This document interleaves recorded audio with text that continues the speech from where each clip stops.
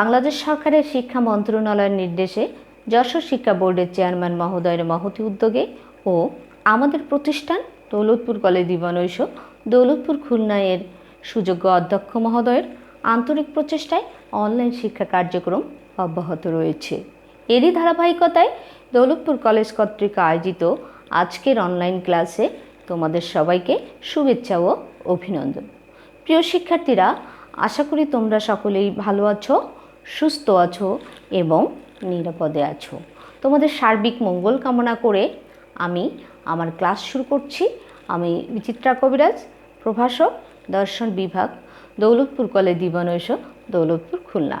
আজকে তোমাদের আলোচনার বিষয় যুক্তিবিদ্যা প্রথম পত্রের তৃতীয় অধ্যায়ের শব্দ ও পদ।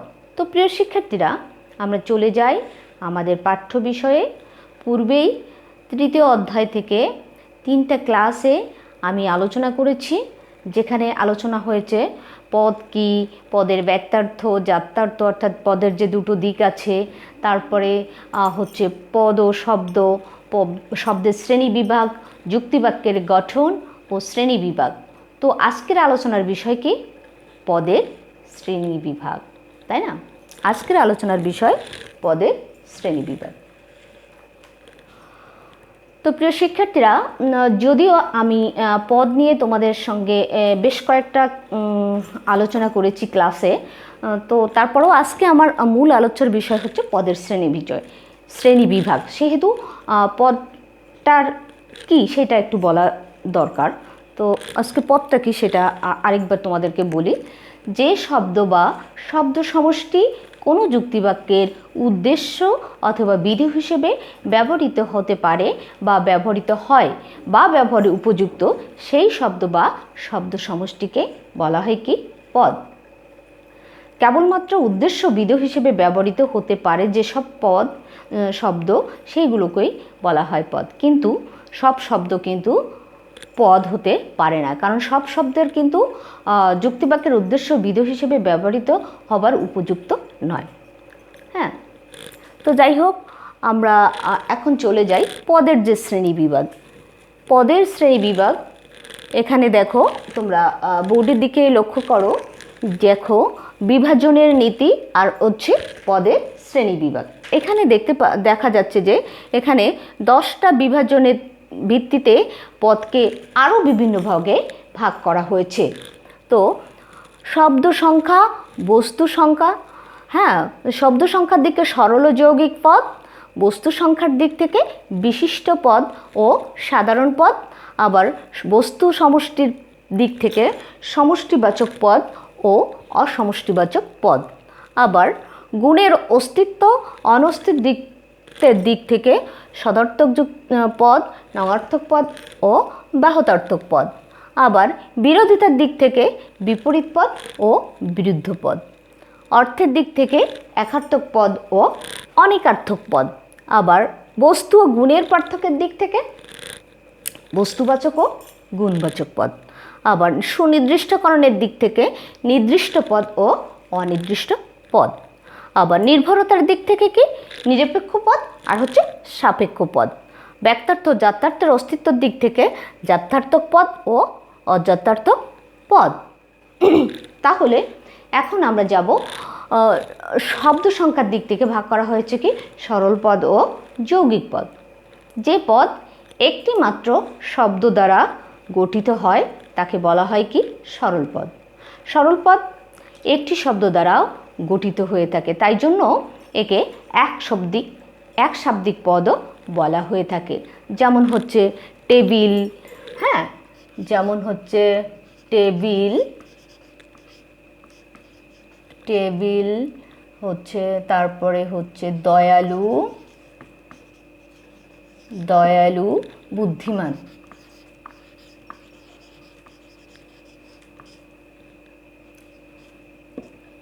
কামাল। হ্যাঁ, দেখো এই যে পদগুলো টেবিল একটিমাত্র ব্যক্তি কামাল, বস্তু এবং গুণকে বোঝানো হয়েছে, তাই জন্য এটাকে বলা হয় সরল পদ। এবার আমরা জানবো হচ্ছে কি? যৌগিক পদ। যে পদ একের অধিক শব্দ দ্বারা গঠিত তাকে বলা হয় কি যৌগিক পদ। এই যৌগিক পদকে আবার বহুশাব্দিক পদও বলা হয়ে থাকে। যেমন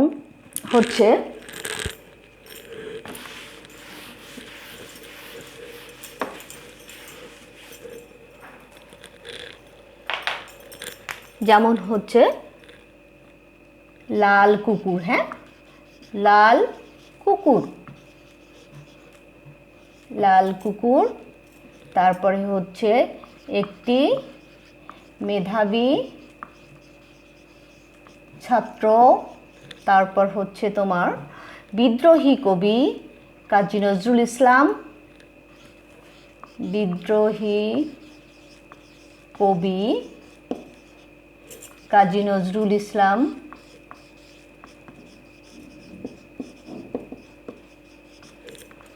বিদ্রোহী কবি কাজী নজরুল ইসলাম। তারপর হচ্ছে বাংলাদেশের বর্তমান প্রধানমন্ত্রী।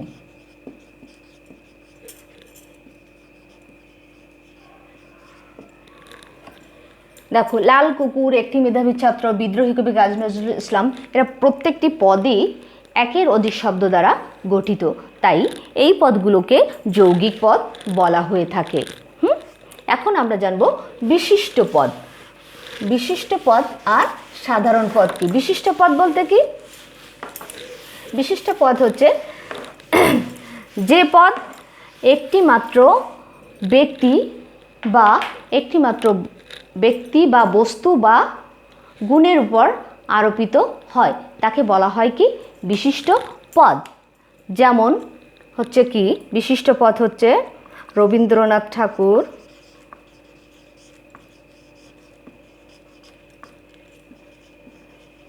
বিশিষ্ট করে একজনকে বোঝানো হয়েছে রবীন্দ্রনাথ ঠাকুর। তারপরে তাজমহল, ঢাকা, সত্যবাদিতা,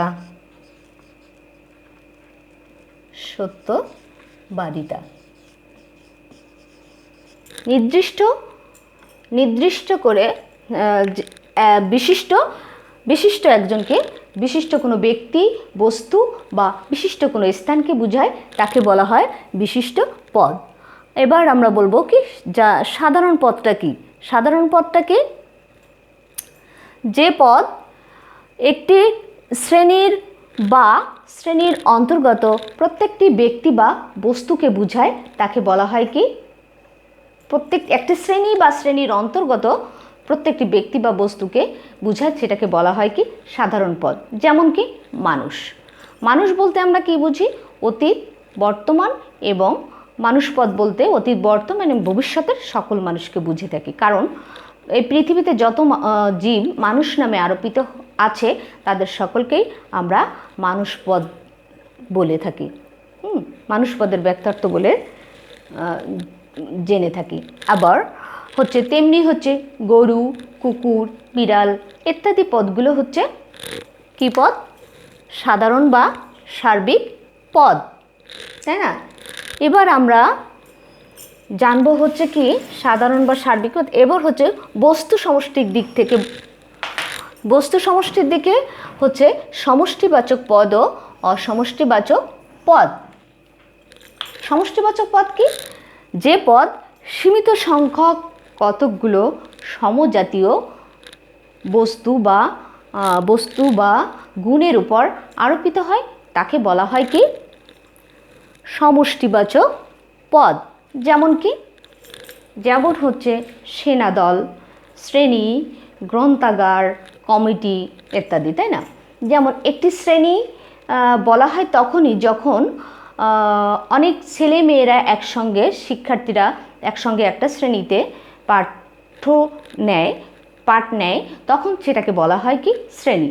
তেমনি সেনাদল বলা হয় একজন সৈন্যকে নিয়ে, কিন্তু একজন সৈনিককে নিয়ে একটা সেনাদল গঠন করা যায় না। তখন কিন্তু অনেকগুলো সৈনিক যখন একসঙ্গে মিলিত হয় তখন তাকে বলা হয় কি সেনাদল। কমিটি কয়েকজন একসাথে মিলিত হয়ে কমিটি গঠন করে। তদ্রূপ হচ্ছে এই সব পদগুলোকে আমরা বলি হচ্ছে সমষ্টিবাচক পদ। আর অসমষ্টিবাচক পদটা কি? অসমষ্টিবাচক অর্থাৎ কি সমষ্টিবাচক পদের বিপরীতটাই হচ্ছে অসমষ্টিবাচক পদ। অর্থাৎ কি প্রত্যেকটা ব্যক্তিকে ভিন্ন ভিন্নভাবে বুঝায়, তাকে বলা হয় হচ্ছে অসমষ্টিবাচক পদ। যেমন অসমষ্টিবাচক পদ হচ্ছে বই, কলম, ছাত্র, শিক্ষক, তাই না? এরা কিন্তু আলাদা আলাদা, এরা কিন্তু একসঙ্গে মিলিত সমষ্টিগতভাবে এরা একটা বস্তু বা গুণের পর আরোপিত হয় না। এরা প্রত্যেকেই নিজে নিজে প্রত্যেকেই ভিন্ন ভিন্ন একটা বস্তু বা ব্যক্তির উপর আরোপিত হয়। এই জন্য এটা হচ্ছে কি পদ? অসমষ্টিবাচক পদ। অসমষ্টিবাচক পদ। এখন আমরা এগুলো মুছে ফেলি, না হলে বারবার ওইটার মধ্যে ঢুকে যাওয়া হচ্ছে, একটু সমস্যা হবে। এখন আমরা অস্তিত্ব, গুণের অস্তিত্ব ও অনস্তিত্বের দিক থেকে যে তিন ভাগে ভাগ করা হয়েছে, সেটা কি? সদর্থক পদ, নঙর্থক পদ ও ব্যাহতার্থক পদ।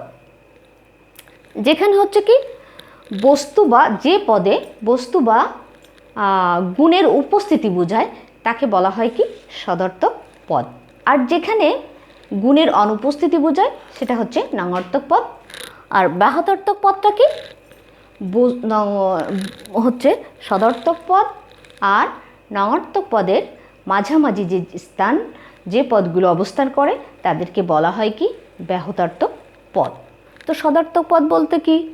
সদর্থক পদ হচ্ছে কি গুণবাচক যেগুলো, যেমন হচ্ছে দয়ালু, হ্যাঁ, দয়ালু,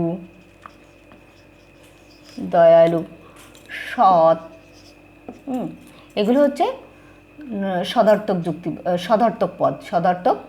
পদ। আর নঙর্থক পদ কি? অদয়ালু, অদয়ালু।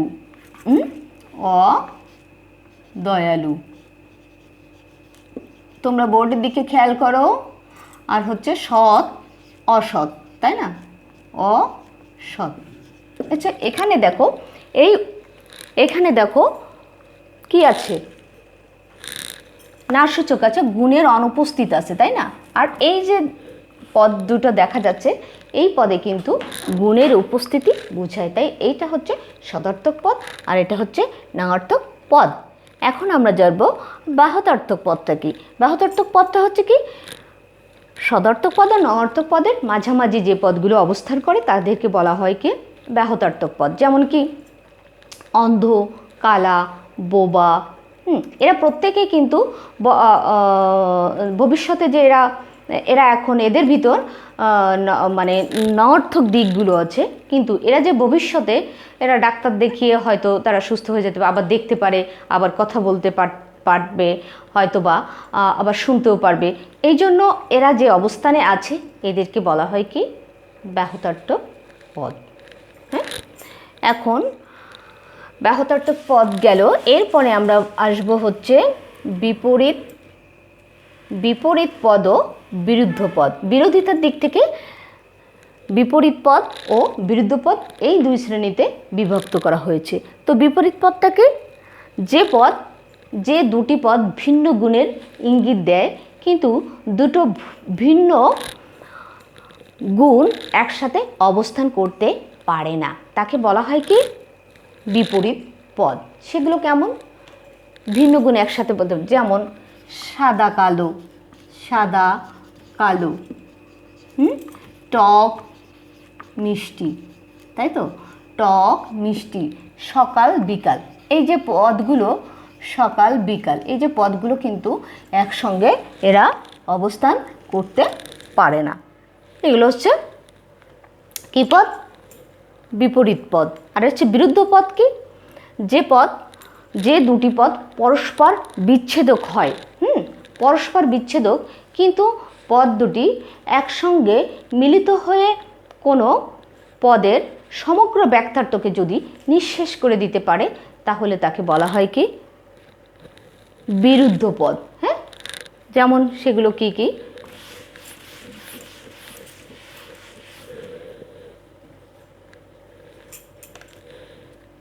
বিরুদ্ধ পদটাই তো বললাম, অসৎ, তারপরে হচ্ছে অমিষ্টি, অমিষ্টি, অদয়ালু, অদয়ালু। এই যে পদগুলো, এগুলো হচ্ছে বিরুদ্ধ পদ। এগুলো হচ্ছে বিরুদ্ধ পদ। এখন আমরা যাব একার্থক, একার্থক আর একটা হচ্ছে অনেকার্থক পদ। এটা হচ্ছে অর্থের দিক থেকে পদকে দুই শ্রেণীতে বিভক্ত করা হয়েছে। একটা হচ্ছে একার্থক পদ, আরেকটা হচ্ছে অনেকার্থক পদ। তো একার্থক পদ বলতে কি বোঝায়? যে পদ একটি মাত্র অর্থ বুঝায় তাকে বলা হয় একার্থক পদ। যেমন একার্থক পদ কি? একার্থক পদ একই অর্থ বুঝায় বই, খাতা, কলম।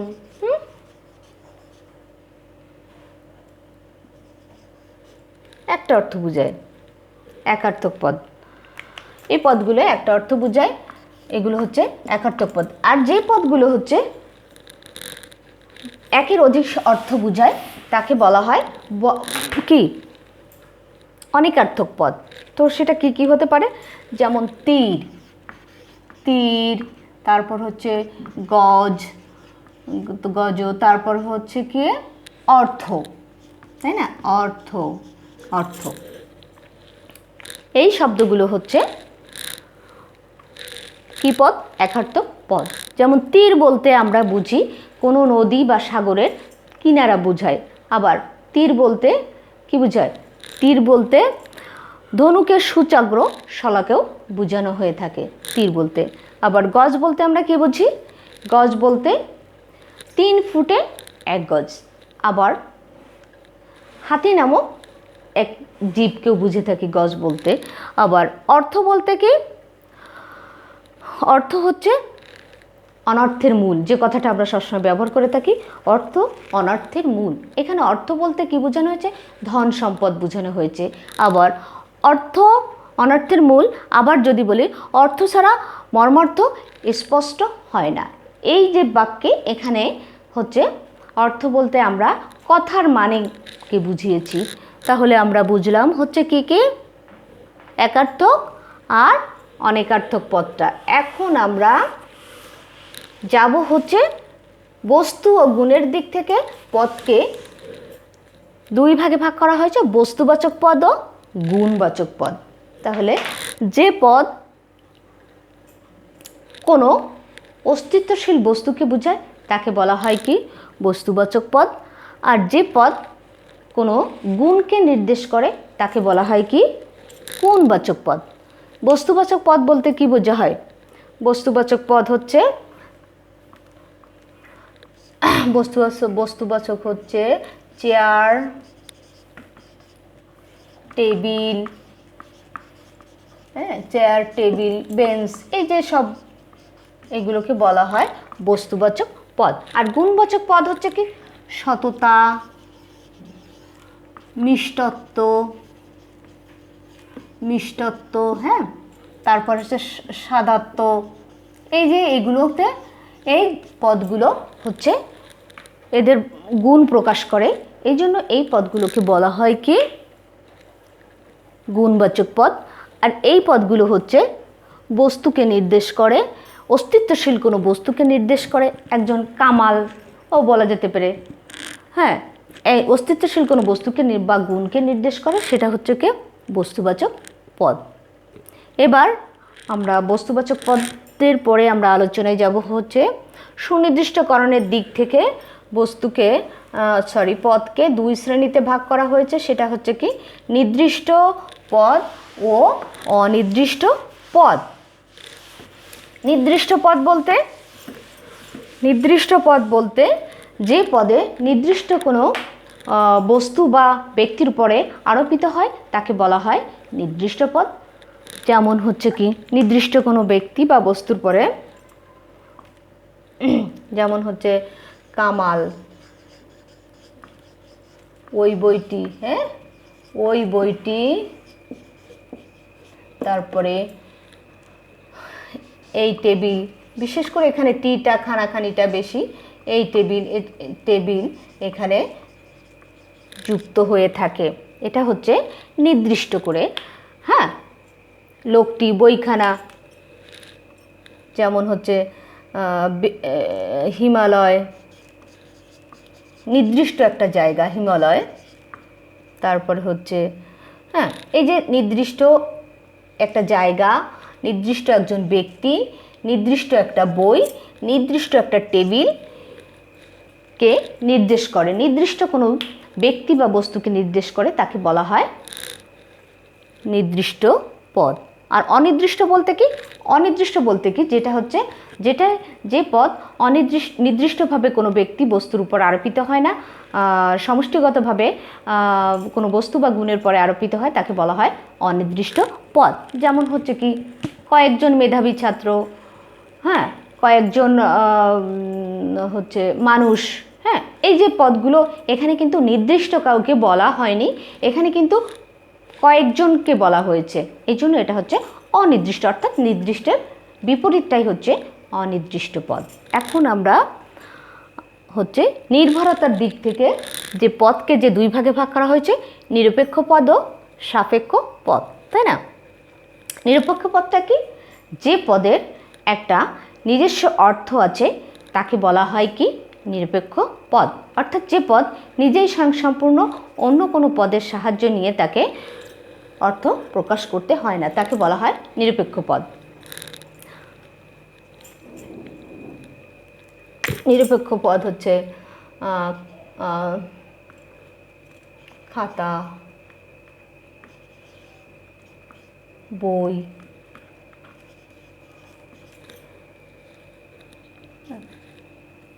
চেয়ার, টেবিল ইত্যাদি। নিরপেক্ষ, নিজে নিজে যে পদটি নিজে নিজেই এক সম্পূর্ণ অর্থ প্রকাশ করতে পারে তাকে বলা হয় নিরপেক্ষ পদ। আবার যে পদ হচ্ছে যার কোনো স্বয়ংসম্পূর্ণ অর্থ নেই, যে নিজে নিজে কোনো অর্থ প্রকাশ করতে পারে না, অন্য কোনো শব্দের সাহায্য ছাড়া কোনো অর্থ প্রকাশ করতে পারে না, তাকে বলা হয় কি? সাপেক্ষ পদ। সাপেক্ষ পদ কি? সাপেক্ষ পদগুলো হলো তোমার